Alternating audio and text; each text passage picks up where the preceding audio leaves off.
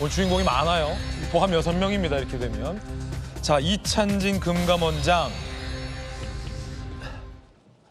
집을 결국 한 채 팔았습니다. 시세보다 4억 비싸게 올려서 문매를 맞고 4억 싸게 내놓자마자 팔렸습니다. 그런데 이 금감원장 부부가 부동산의 진심이었다. 이런 보도들이 나오고 있습니다. 함께 보시죠. 부동산의 진심이었던 금감원장 부부. 여러 보도에 따르면 자, 이 부부가 구입한 봉천동 땅 9,200만 원에 경매로 구입했는데 이게 재개발 시 보상금은 최대 24억으로 추정된다. 기가 막힌 위치 선정. 금호동 아파트 상가 1억 5천만 원에 역시 경매로 구입했는데 재개발 시 아파트 분양권 2개가 나올 수 있다. 상가를 안 만든다는 거예요? 아파트 2개 팔 수 있다. 야, 그러면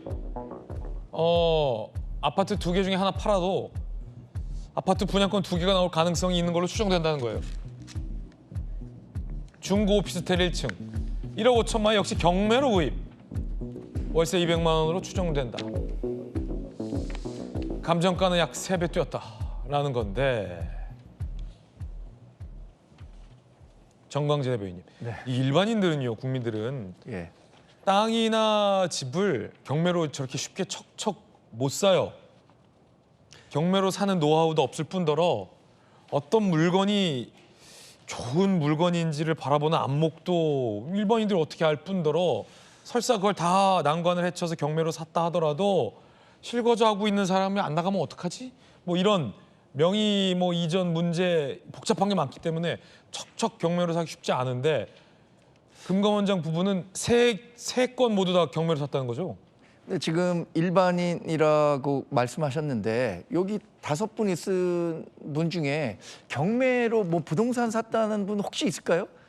저도 수차례 부동산 거래해봤지만 경매를 하겠다는 생각, 특히 저는 더군다나 경제신문에서 이 부동산부를 했어서 경매를 통해서도 충분한 수익을 낼 수 있다라는 MBN 것을 출신이죠, MBN. 알고 있음에도 불구하고 그거 쉽게 못 하거든요. MBN 경제부장. 그러니까 그런데 저 정도를 했다는 건 그만한 자신이 확신이 있었다는 거고, 더군다나 지금 봉천동의 땅을 산 것은 9,200만 원의 도로인데 예. 지목은 대지의 땅을 샀다는 거예요. 도로인데 지목은 대지다. 이걸 야. 알 수 있는 사람은 또 얼마나 되겠습니까? 그래서 그 가격이- 재개발될 수 있는 거군요. 그 가격이 지금 9,200만 원을 샀는데 평가해 보면 24억까지 오르겠다는 거 아닙니까? 그러니까 지금 현재로는 도로로 사용되고 있지만 재개발이 되는 과정에선 대지였기 때문에 대지의 땅값을 받아서 아파트 분양권을 받든 보상을 받을 수 있다는 거잖아요.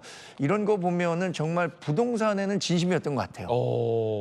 그런데 금감원장 될 때부터 이분은 많은 논란이 있었던 분입니다. 왜냐하면 금융과 관련한 일을 해본 적이 없었을 뿐더러 이재명 대통령과 사법연수원 18기 동기였고 또 이재명 대통령의 변호인으로 활동했었어요. 그거를 제외하고는 금감원장이라는 중요한 직책에 갈 만한 어떠한 이유도 찾을 수 없는 분인데 이 자리를 갔단 말이에요. 윤석열 정부 때 검사 출신이 왜 금감원장 가느냐 이렇게 엄청나게 비판했었습니다. 민주당이. 그래도 그 이복현 전 원장은 금융 관련 수사라도 열심히 했던 분이에요.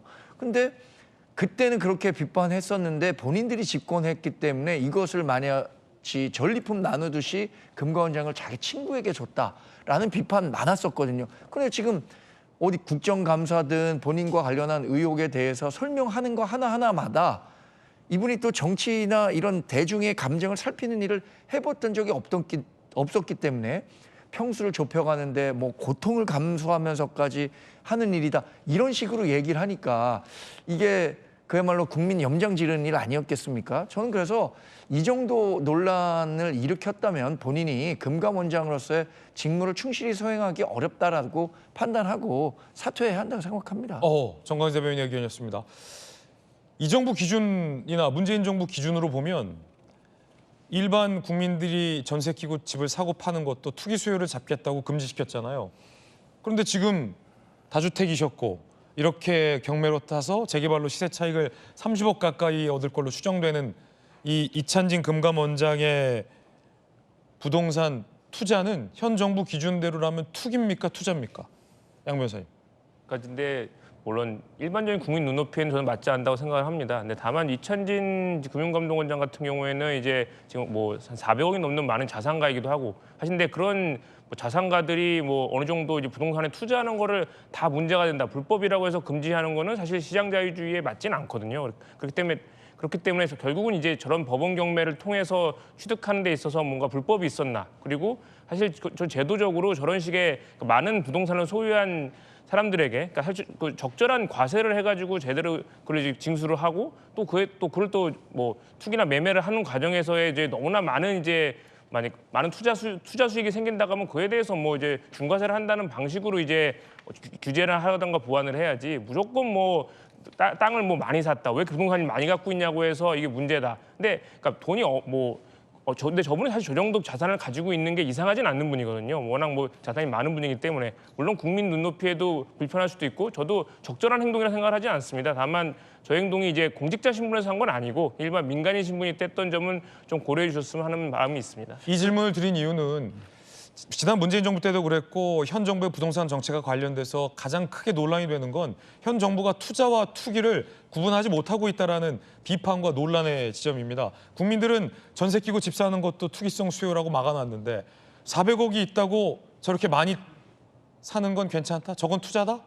그럼 투기와 투자의 구분은 뭐냐? 그 구분이 명확하지 않다라는 게 사실 문재인 정부 때부터 이어져 왔던 시장의 논란이었기 때문에 그런 질문 드린 건데, 김우식 교수님, 예. 400억이 있는 사람들은 저렇게 해도 괜찮다, 저건 투자다, 일반 국민들은 전세 끼고 거래하면 안 돼, 대출 받아서 연끌하면 안 돼, 그건 투기야, 이게 국민들이 어떻게 바라보냐 하는 국민 눈높이의 문제거든요. 그렇죠. 그러니까 그 법을 위반했느냐 안 했느냐를 이제 우리 양 변호사님이 말씀하셨는데, 물론 법을 위반했을 때는 당연히 처벌받죠. 그러나 우리나라 법 중에 제일 무서운 법이 국민정서법이에요. 국민 정서에 맞지 않으면 그건 정치적으로는 굉장히 큰 문제가 되고 국민들의 분노를 사게 되는 건 다 알고 계시지 않습니까? 그러니까 10월 15일 부동산 대책에 국민들이 염장 지른다는 이야기를 많이 하는데, 염장 지르는 게 무슨 법을 위반해서 염장 지르는 게 아니라 화가 나는 거예요. 내로란 부리고 그들은 다 샀기 때문에 여러분들은 사지 마세요라고 한다든지, 이 부동산 가격이 내리면 그때 돈 모아서 사세요, 알고 봤더니 이미 다 갖고 있었다든지, 뭐 이런 것들이 법을 어겨서가 아니라 그냥 염장을 지르는 국민 정서법을 위반한 거라는 생각이 들고요.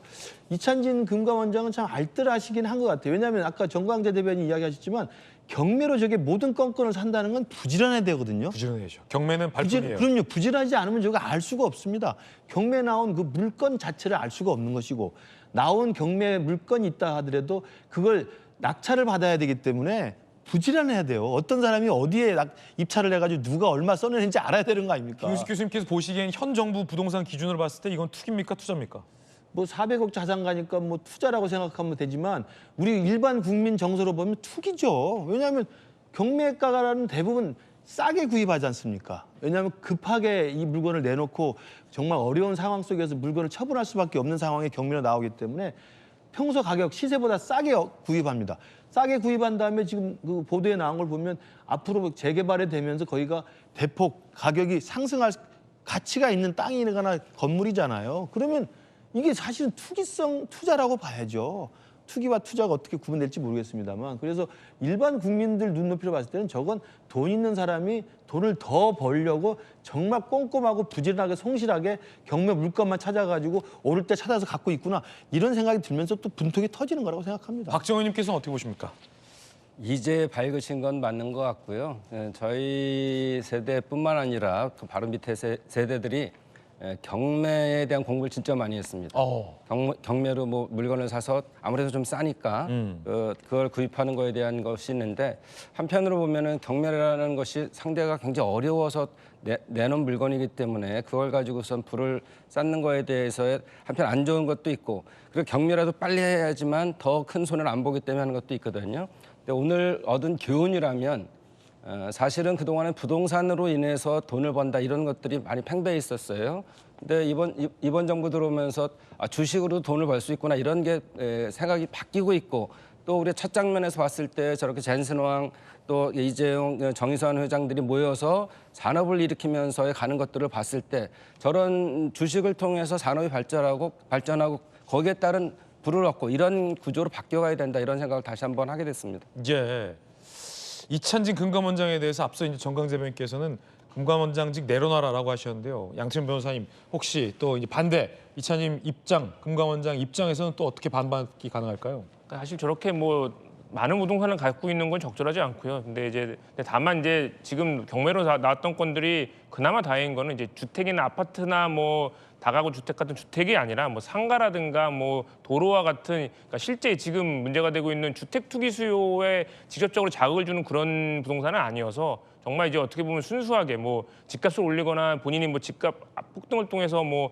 부정적 이익을 취득했다기보다는 좀 장기적으로 본 이제 장기 투자 형식으로 보면 될 것 같거든요. 그렇기 때문에 그러니까 경매고 보통 사람 일반 사람들이 좀 쉽게 접근하지 못하는 방식이고 말씀해 주셨던 것처럼 굉장히 부지런해야지 할 수 있는 건데 저분이 어쨌든 법에 대해서는 변호사로서 전문적인 지식도 있었고 또 이제 사실 뭐 지금 투자하거나 취득한 기간으로부터 거의 한 10년, 20년 장기간 보유하고 있었던 거기 때문에 지금 문제되고 있는 뭐 11호 주택 뭐 규제라든가 이런 것과 직접적으로 뭐 약간 모순이다, 부조리하다라고 보기에는 어려울 것 같습니다. 예. 그런데 꼭 지적하고 싶은 것은요. 네, 정 대변인. 이분이 금감원장 되기 전에는 어떤 말을 했던 분이냐.